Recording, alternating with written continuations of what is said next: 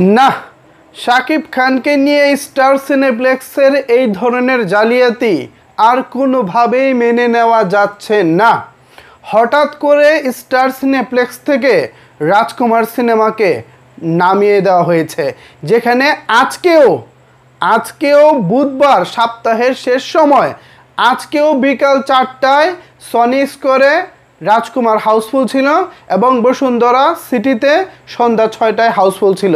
ঠিক এমনইভাবে সারা দেশে স্টার সিনেপ্লেক্সের যতগুলো শাখা রয়েছে, যতগুলো বলতে খুব বেশি শাখা তো নাই, শুধুমাত্র 5 থেকে 6টা শাখা রয়েছে। এই 6টা শাখায় টোটাল প্রায় 15-র কাছাকাছি সম্ভবত শো ছিল রাজকুমারের। প্রত্যেকটা শো সারা সপ্তাহে হাউসফুল ছিল।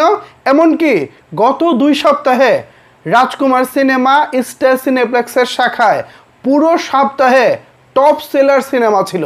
ভাবা যায়, হলিউড সিনেমার সাথে পাল্লা দিয়ে যেখানে রাজকুমার সিনেমা ব্যবসা করতেছিল, হঠাৎ করে সেই সিনেমাকে নামিয়ে দেওয়া হলো। কি কারণে, কিসের ইন্ধনে, কার ইঙ্গিত পেয়ে রাজকুমার সিনেমাকে নামিয়ে দেওয়া হলো? আমি এর জবাব চাই। সাকিবিয়ানদেরকে বলবো, প্লিজ আপনারা দয়া করে স্টার সিনেপ্লেক্সকে বয়কট করুন। এই স্টার সিনেপ্লেক্স আমাদের বাংলা সিনেমার জন্য খুব বেশি যে উপকার করতেছে তাও কিন্তু না। 400 টাকার টিকিটে প্রযোজক কয় টাকা পায় জানেন? দর্শকরা শুনলে হয়তো মাথায় হাত দিবেন। সর্বোচ্চ 30 টাকা, ঊর্ধ্বে হলে 50 টাকা পায় 400 টাকা 500 টাকার টিকিট থেকে।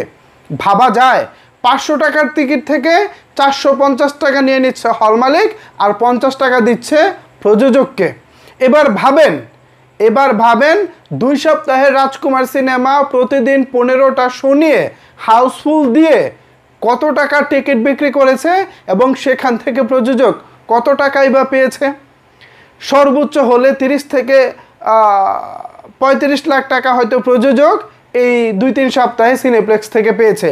অথচ এমনও সিনেমা হল বাংলাদেশে রয়েছে যে সব সিনেমা হলে ভালো সেল দিতে পারলে 2 সপ্তাহে শেয়ার মানি আসে কমসে কম 20 থেকে 25 লাখ টাকা। প্রিয়তমা সিনেমা এমনও হল থেকে 2 মাসে, এমনও কিছু হল আছে বাংলাদেশে, আমি না বলবো না, এমনও কিছু হল আছে যেসব হল থেকে 50 লাখ টাকার উপরে শেয়ার মানি পেয়েছে। অথচ এই স্টার সিনেপ্লেক্স থেকে প্রযোজক প্রিয়তমার শেয়ার মানি কত টাকা পেয়েছে আমি জানি না। অথচ এই সিনেপ্লেক্স নিয়ে বিভিন্ন নির্মাতাদের কামড়াকামড়ি। এই সিনেপ্লেক্স কি পরিমাণ মনোবলি করতেছে দেখেন। আগামী শুক্রবার, আজকে ছিল বুধবার, আগামী শুক্রবার থেকে স্টার সিনেপ্লেক্সের সব শাখা থেকে ঈদে মুক্তিপ্রাপ্ত সব সিনেমা নামিয়ে দিয়েছে। হোক কাজল রেখা, হোক সেটা অমর, হোক সেটা লিপস্টিক, হোক সেটা শাকিব খানের রাজকুমার, প্রত্যেকটা সিনেমা নামিয়ে দেওয়া হয়েছে। কেন নামিয়ে দেওয়া হয়েছে কেউ জানে না আজও পর্যন্ত। সর্বশেষ বুধবার পর্যন্ত রিপোর্ট হচ্ছে রাজকুমার হাউসফুল, কাজল রেখা হাউসফুল, কিন্তু কোনো এক অজানা অদৃশ্য কারণে সিনেপ্লেক্স থেকে কেন নামিয়ে দেওয়া হলো? শাকিব খানের সাথে এই ধরনের জালিয়াতি আর তো মেনে নেওয়া যায় না।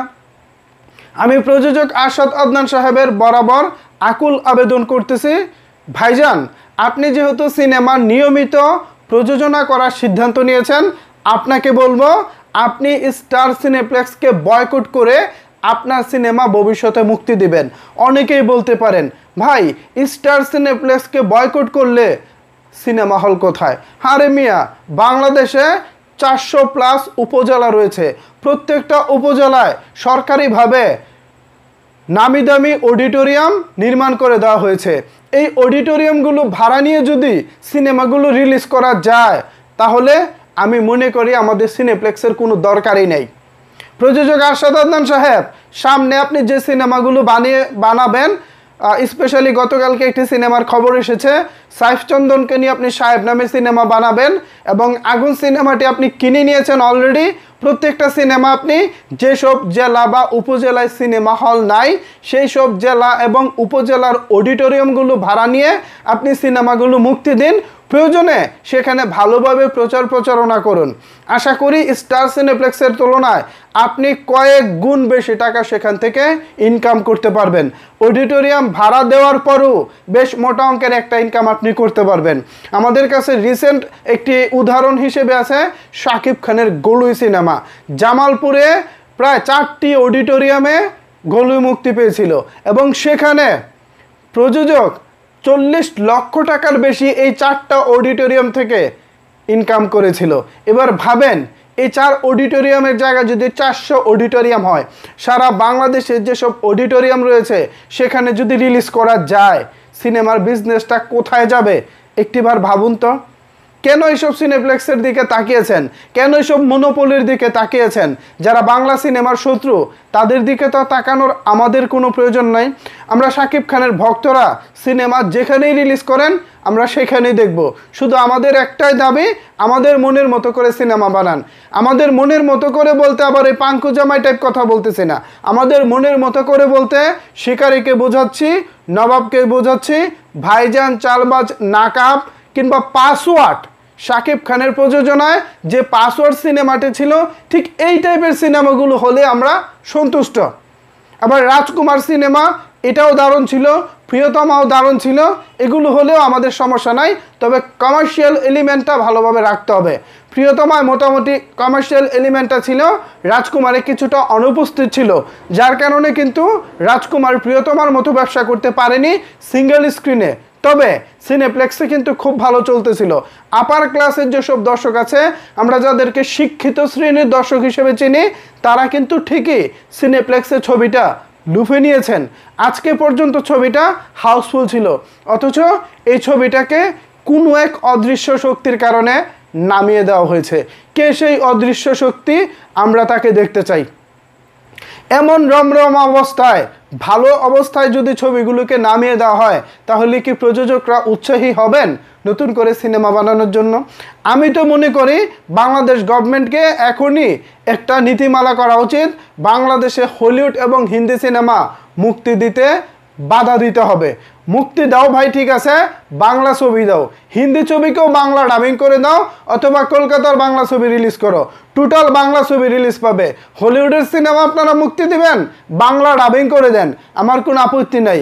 কিন্তু ডিরেক্ট হিন্দি ভাষায়, ডিরেক্ট ইংলিশ ভাষায় হলিউড এবং বলিউডের সিনেমা আমাদের এখানে মুক্তি না পেলে ভালো হয়। এদের সিনেমা চালাতে গিয়ে আমাদের সিনেমা আজকে হুমকির মুখে। আমি মেনে নিতাম যে রাজকুমার ভালো চলতেছে না, কাজল রেখা ভালো চলতেছে না, ওমর ভালো চলতেছে না, সে কারণে ভাই ছবিগুলো নামিয়ে দিয়েছি। কিন্তু তা তো না, ছবিগুলো তো আসলে ভালো চলছে। তো ভালো চললে আপনারা নামিয়ে দিবেন কেন? এই জালিয়াতি কেন? কিসের কারণে? শাকিব খানের সিনেমার ক্ষতিটা কেন করতেছেন? স্টার সিনেপ্লেক্সে সর্বোচ্চ শুনিয়ে রাজকুমার চলতেছিল, পরপর টানা 2 সপ্তাহ টপ সেলিং সিনেমা ছিল রাজকুমার এই স্টার সিনেপ্লেক্সে। কই আপনার হিন্দি সিনেমা, কই আপনার হলিউডের সিনেমা তো টপ সেলিং হতে পারলো না? তারপরও নামিয়ে দিলেন কেন? মেজাজটা গরম হয়। সো ভিউয়ার্স, সাকিবিয়ান, আপনার এ বিষয়ে কি ভাবছেন, এ বিষয়ে কি বলতে চান, চাইলে সেটি নিচের কমেন্ট বক্সে জানাতে পারেন। ধন্যবাদ সবাইকে সম্পূর্ণ ভিডিওটি দেখার জন্য।